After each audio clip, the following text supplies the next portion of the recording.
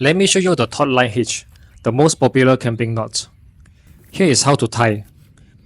Wrap the rope around your tent stick, then take the working end over the standing end twice.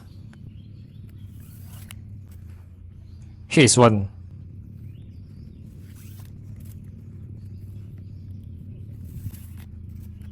Here is two.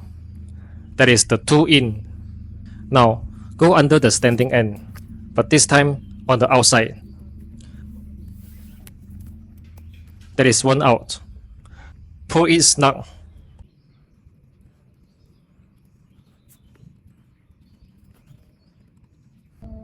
And you will see a shape like a fist with 3 fingers, the alien fist.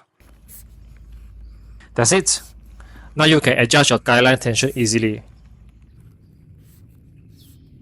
Full tutorial link below.